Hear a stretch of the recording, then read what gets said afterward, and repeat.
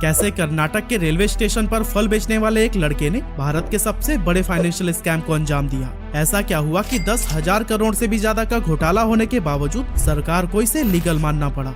अब दोस्तों, हम सभी ने हर्षद मेहता की स्कैम 1992 वेब सीरीज तो देखी ही है, जिसमें क्विक मनी के लालच में आकर उन्होंने कई लीगल काम किए और स्टॉक मार्केट के किंग बन गए। ये वेब सीरीज लोगों को खूब पसंद आई और IMDb पर इसकी रेटिंग 9.3 है। और दोस्तों, इसी सक्सेस को देखते हुए इसके डायरेक्टर हंसल मेहता एक नई कहानी लेकर आए हैं, जिसका नाम है स्कैम 2003। बेसिकली इस स्कैम का मास्टरमाइंड था अब्दुल करीम तेलगी, जिसके शातिर दिमाग ने भारत के पूरे जुडिशियल सिस्टम की नींव हिलाकर रख दी थी और उस समय के सबसे बड़े फाइनेंशियल स्कैम को अंजाम दिया था। अब दोस्तों, अगर बात करें अब्दुल करीम तेलगी की, तो इसका जन्म 1961 में कर्नाटक के बेलगावी डिस्ट्रिक्ट के खानपुर टाउन में हुआ था। अब्दुल के पिता इंडियन रेलवेज में काम किया करते थे और उनकी फैमिली एक स्टेबल फाइनेंशियल कंडीशन में थी। पर जब वो सिर्फ 7 साल के थे, तब उस समय उनके पिता की मृत्यु हो जाती है और फैमिली की फाइनेंशियल कंडीशन पूरी तरह से चरमरा जाती है। ऐसे में अब्दुल और उनके दोनों भाई काम करने पर मजबूर हो जाते हैं और रेलवे स्टेशन पर ही फल और सब्जी का ठेला लगा लेते हैं। अब्दुल करीम का पढ़ाई में खूब मन लगता था और वो इस कठिन समय के आगे झुककर अपनी पढ़ाई से समझौता नहीं करना चाहता था। इसीलिए वो खानपुर के ही एक अच्छे स्कूल सर्वोदय विद्यालय से अपनी पढ़ाई करता है और इसका पूरा खर्चा फल और सब्जी बेचकर उठाता है।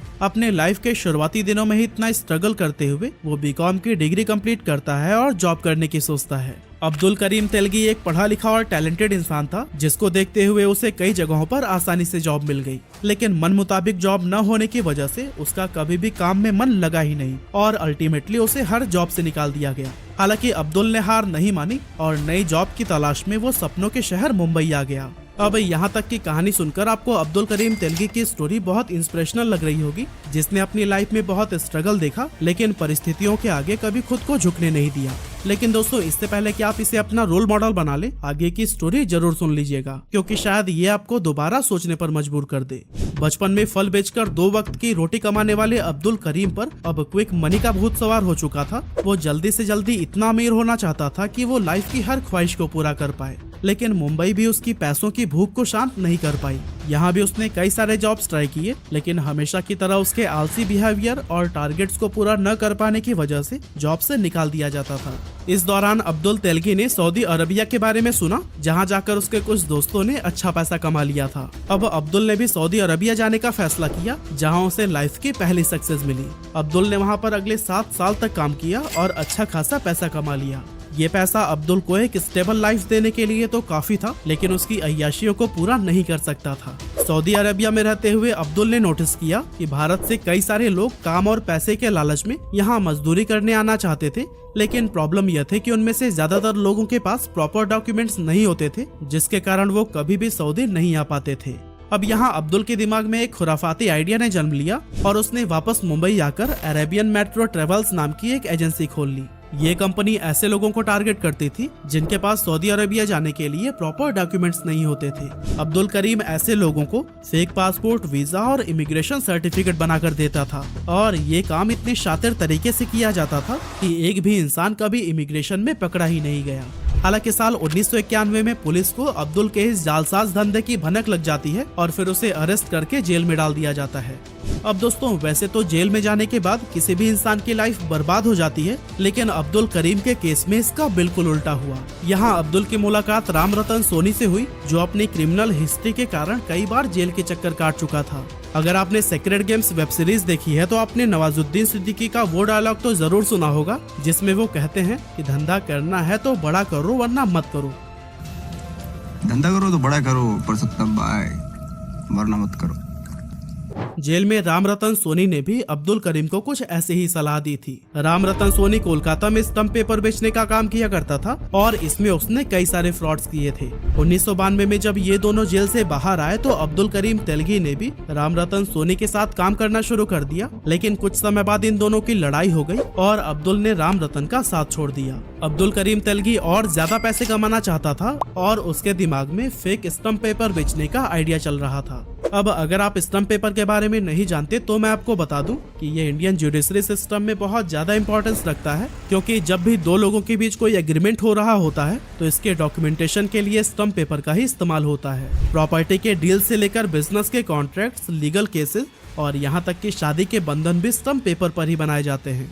राम रतन के साथ काम करके अब्दुल करीम स्टम्प पेपर के कंप्लीट बिजनेस को समझ चुका था और ये भी जान चुका था कि इसके सिस्टम में काफी सारे लूप होल्स हैं। अब्दुल सबसे पहले तो कुछ गवर्नमेंट ऑफिशियल्स की मदद से स्टम्प पेपर से जुड़े लाइसेंस हासिल कर लेता है, जिससे कि वो अपने खेल को बिना डरे अंजाम दे पाए। वो इंडियन सिक्योरिटी प्रिंटिंग प्रेस में अपनी पहचान बढ़ाता है और यहाँ उसे पता चलता है कि सिक्योरिटी प्रेस अपनी पुरानी और खराब मशीन का ऑक्शन करती हैं, जिन्हें अक्सर लोग कबाड़ में बेचकर कुछ पैसे कमाने के लिए खरीद लिया करते हैं।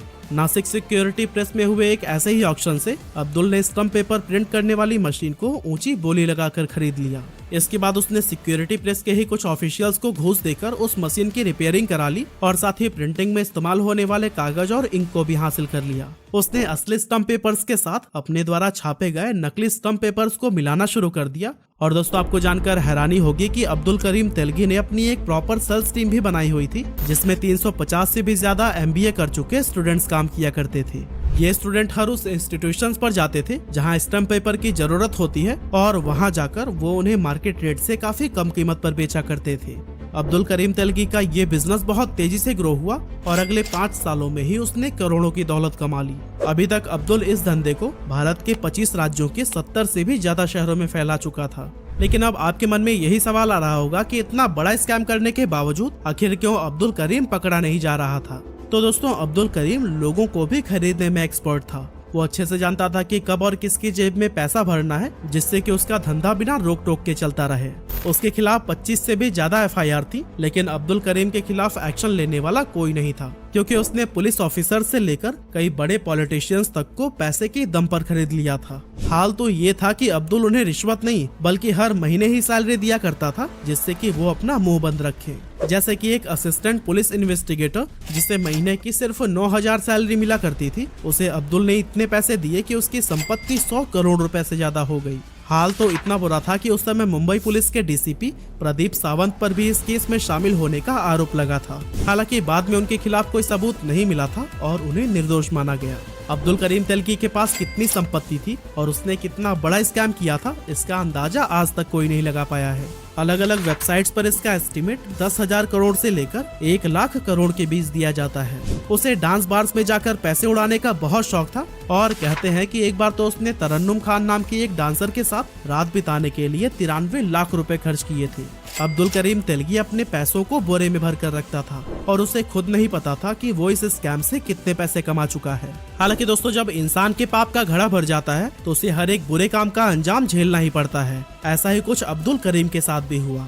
नवंबर 2001 में बैंगलोर पुलिस ने स्टम्प पेपर से भरा हुआ एक ट्रक पकड़ा, जो कि उनके अनुसार कहीं से चुराए गए थे। लेकिन जब उन्हें ये पता चला कि ये नकली स्टम्प पेपर्स हैं, तो फिर उनके पैरों तले जमीन खिसक गई।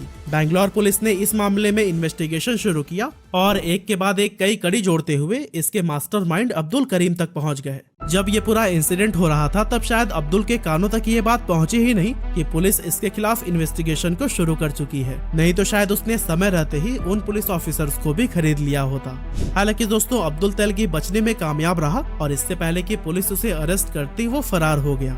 लेकिन दोस्तों, अब अब्दुल करीम तेलगी के काले धंधे का साम्राज्य ज्यादा दिनों तक नहीं चलने वाला था। पुलिस को कहीं से खबर मिलती है कि वो अजमेर शरीफ की दरगाह पर जाने वाला है और यहीं से उसे अरेस्ट भी कर लिया जाता है। इस पूरे केस के लिए स्पेशल इन्वेस्टिगेशन टीम यानी कि SIT का गठन होता है, जिसके बाद से ये पूरा केस पब्लिक डोमेन में आ जाता है और फिर अब्दुल को बैकडोर से सपोर्ट देने वालों के भी हाथ बच जाते हैं। SIT अब्दुल करीम तेलगी का नार्को टेस्ट कराती है, जिसमें तेलगी कई सारे पॉलिटिशियंस, गवर्नमेंट ऑफिशियल्स और यहाँ तक कि बॉलीवुड एक्टर्स का भी नाम लेता है। इस स्कैम में महाराष्ट्र NCP के कुछ बड़े लीडर्स के नाम भी थे, जिनके खिलाफ पुख्ता सबूत न होने की वजह से कभी भी इन्वेस्टिगेशन शुरू ही नहीं हो सकी। इसी दौरान इस केस से जुड़े SIT के एक ऑफिसर की संदिग्ध मौत हो जाती है, जिसके बाद से पूरा केस CBI को ट्रांसफर कर दिया जाता है। CBI इन्वेस्टिगेशन में अब्दुल करीम तेलगी की 36 प्रॉपर्टीज का खुलासा होता है, जो कि भारत के अलग अलग शहरों में खरीदी गई थी। इसके अलावा तेलगी के नाम 100 से भी ज्यादा बैंक अकाउंट थे, जिनमें से हर अकाउंट में ही करोड़ों रुपए जमा थे।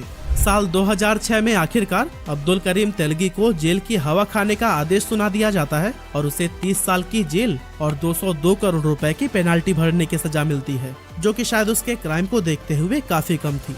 हालांकि अब्दुल करीम तेलगी के हिस्से में उतनी सजा भी नहीं आई और 11 साल बाद 20 अक्टूबर 2017 को बैंगलोर की जेल में उसकी मौत हो गई। दोस्तों, हर्षद मेहता की तरह ही अब्दुल करीम तेलगी की मौत भी जेल के अंदर बेहद मिस्टीरियस ढंग से हुई थी और इसमें पुलिस ऑफिसर्स का हाथ माना जाता है। पुलिस रिपोर्ट के अनुसार उनकी मौत मेनिंजाइटिस और मल्टीपल ऑर्गन फेलियर की वजह से हुई, लेकिन अब्दुल के वकील का दावा था कि उन्हें जानबूझकर मारा गया है। ऐसा इसलिए कहा जा रहा था क्योंकि 10,000 करोड़ के स्टम्प पेपर स्कैम में अब्दुल करीम तेलगी अकेला शामिल नहीं था। इस पूरे स्कैम का मास्टरमाइंड बेशक अब्दुल रहा हो, लेकिन इसके एग्जीक्यूशन में सत्ता और सरकार चलाने वाले कई सारे लोगों का नाम शामिल था। अब्दुल करीम तेलगी की मौत के बाद उसकी पत्नी शादिया तेलगी ने भी इस पर कई सारे सवाल उठाए, लेकिन सरकारी गलियारों में इस केस को बहुत ही सफाई से दबा दिया गया। 2018 में इस केस से जुड़े सभी गुनहगारों को ही रिहा कर दिया गया और भारत के सबसे बड़े फाइनेंशियल स्कैम्स में से एक स्टम्प पेपर स्कैम बिना किसी अंजाम के ही इतिहास का हिस्सा बनकर रह गया।